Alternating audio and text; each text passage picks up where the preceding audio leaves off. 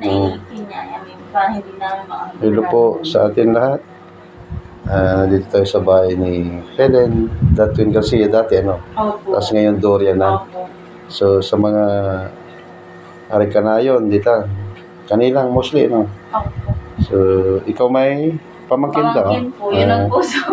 Ay, oo. Kasi nakaraan, nag-post ka, di ba? Opo. So, yung mga pinsan, Kanayon, special dyan, kanilang clan, actually.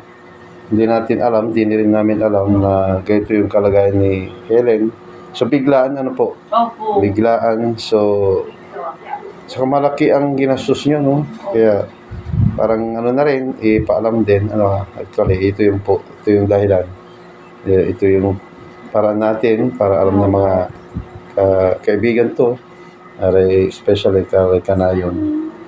O yung si Hermana da, puro si Hermana da. Tema. Okay, hari Kanayon kayo, tapyano kayo.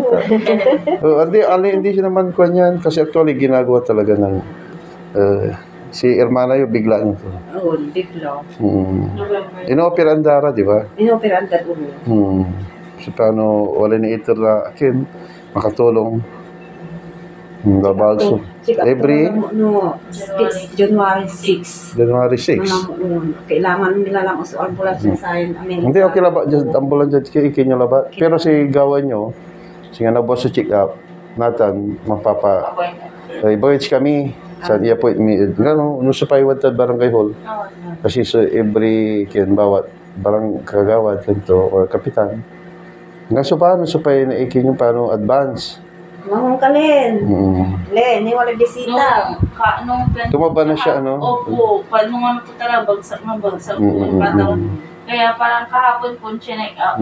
Madami na din po silang nilagay. So, operado siya sa ulo, ano? Brain po yung... So, ano yung kwan talaga niya? Yung sakit na, ano? Ano po? Sakit po ito? Hydrocephalus po kasi yung... Kaya po, opo, yung talagang pinakaano po niya, tapos high blood po siya, tapos may diabetes. Biglaan, ano? Opo.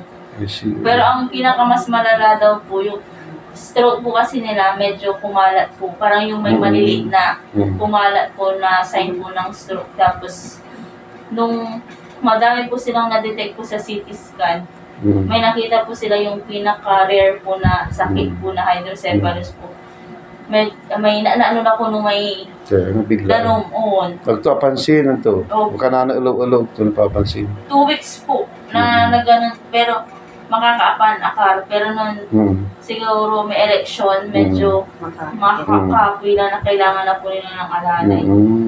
So ano po, si Helen saka si Ate Emma, ang kanilang lola ay kapatid ni Lolo Iping. Pilipi kanilang.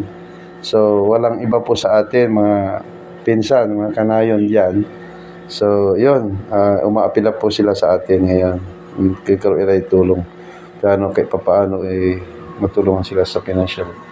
So, pagkasalukuyan ang pagkain niya ay yung blender mo lahat, then sa naka-enjoy. Pati gamot po kaya... Pati yung picture to dati, may solo da.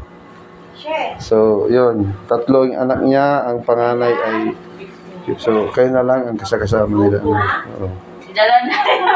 Hindi, okay yan. Alis na ito. Kayo ba yung harami? Ipatingnan mo na ba yung picture to? Sinek up the doctor yung reseta. May pipigaris na yung kadusmin na higit. So, tambal. May arong niya sa lisa. Ipakita mo yung picture ni mama mo. Yun na lang ata, tignan ko yung, ito na lang ata, yung kasal siya, parang nandun, di ba? Opo.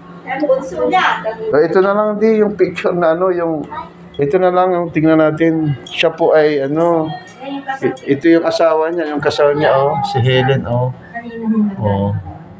yan. Biglaan, so nasa edad 48. Yan si Helen. Yung mister niya ay wala dito. Nasa